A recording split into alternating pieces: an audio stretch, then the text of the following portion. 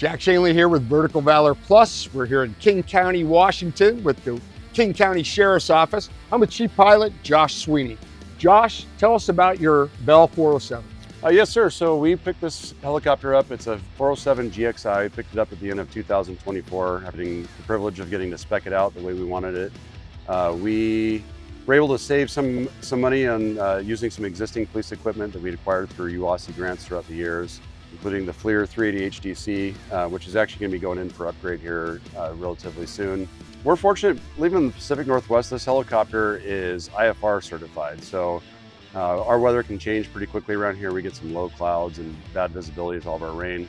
And so I've actually used that while flying a mission in the morning where the weather started to get kind of closed in, and I could have scud run back here, but it's nice to have the extra safety option to be able to pop up and just get an IFR clearance and fly through the clouds and safely come back here without any kind of consequence. Yeah, dramatically enhances your safety. Absolutely, yeah. Wow, absolutely. Great. We are here covering the FIFA World Cup with you guys, with what you did with Spokane County.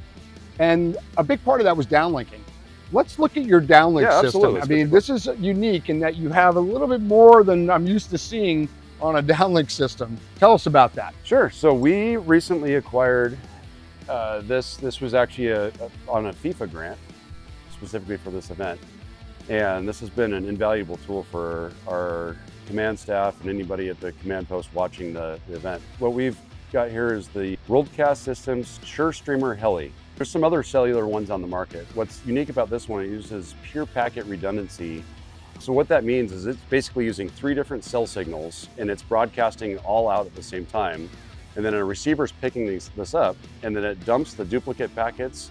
But if a packet of data gets missing somewhere, let's say T-Mobile drops a packet, the Verizon can pick it back up. And so the end user sees a seamless video on the other end, and really no glitching. The latency is about half a second, so it's a pretty incredible system, and it's become a tool where we're getting a lot of requests based on what our command staff can see at the command post. Sure, especially for an event as big as World Cup. Absolutely, yeah. Yeah, 6 matches here in Seattle that you guys are covering, and very important piece of equipment. Let's look in the rear of your helicopter.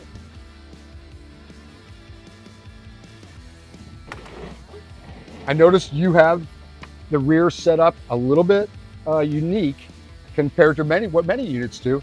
You have a rear station back here. Tell us about that station, the equipment, and why that's important for your training here at King County. Yeah, absolutely. So it started just kind of as a tool for people, our command staff, anybody who rides with us, they can see what's going on the camera up front. But where we've been able to add value, specifically in this one, we've put a full comm panel back here.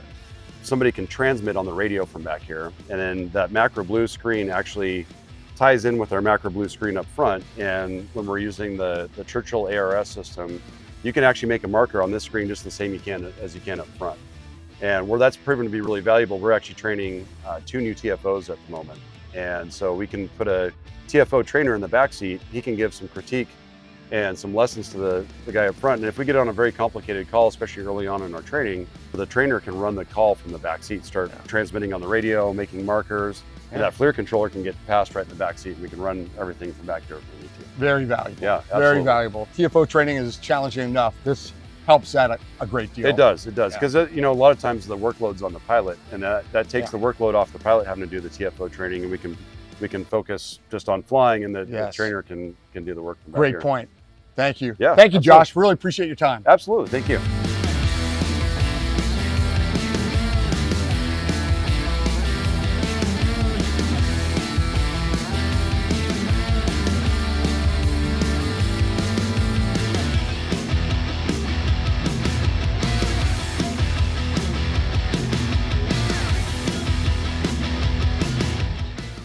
King County takes their training very seriously. Search and rescue training is particularly important to them. Travis Brunner is going to tell us about a very unique situation they have for a training that they do here at King County. Travis, tell us about this. Well, we acquired the truck from DRMO and the fuselage from Ventura County. We then took our device down to Northwest Helicopter in Olympia, who was our maintenance technicians. They mounted the frame to the scissor lift. And now we have a great training aid for our department. This is amazing. really amazing. It's mobile. You can take it inside the hangar if you had to, inclement weather, which you kind of get here a little bit. Yep, the Northwest is known for the rain and cloudy, non-flyable days, so it's a huge benefit to our department and our SAR volunteers and everybody that we can use it. Other units as well. What other units do you use this equipment for? Yes, our TAC 30, or commonly known as SWAT teams, they use it. Our K9 units, King County Search and Rescue. And it's also a great piece for when we have people come down to the hangar, like Boy Scouts, Civil Air Patrol, they come down, they get a kick out of it, so we give them a nice demo for them as well. Well, Vertical Plus is happy to see it too. So thanks, Travis. Thanks for doing that.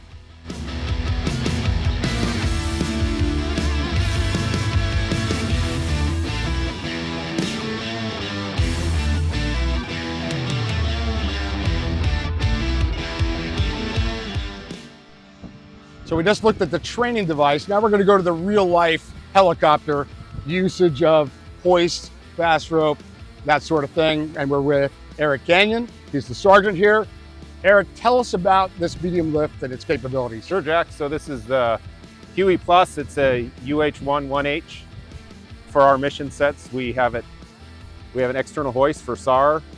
We have fast rope gantries for tactical missions, and we also have a external human load rated belly hook that we can do long line work and also Bambi bucket work.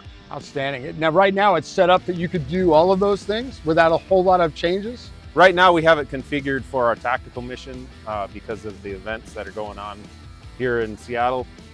So we have fast rope gantries on both the right and left side. These gantries are pretty special because we can fold them inside the fuselage of the aircraft and close the doors so that we can fly faster. Nice. Right now you see them in the extended position, and we have our fast rope bundles set up, already pre-rigged, so that if we have to go into a quick reaction force with our SWAT guys, that it's ready to go for. Ready to go.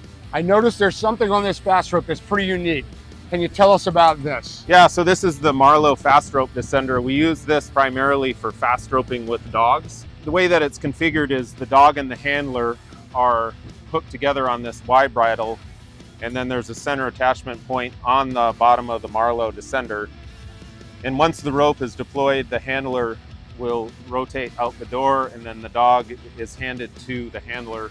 And it's a really nice, simple system because this is a very high risk but low frequency event. Right. And once the handler's out the door, even if they were to lose grip on the fast rope, it would be a very, very slow descent on the rope itself. Amazing.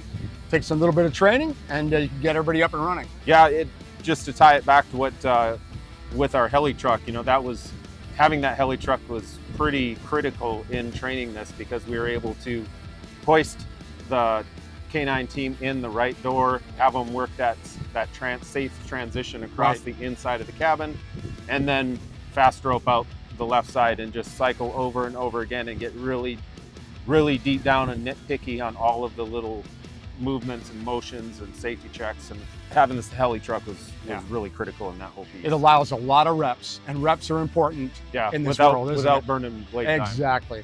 Eric, thanks very much for your time. Absolutely. Appreciate it.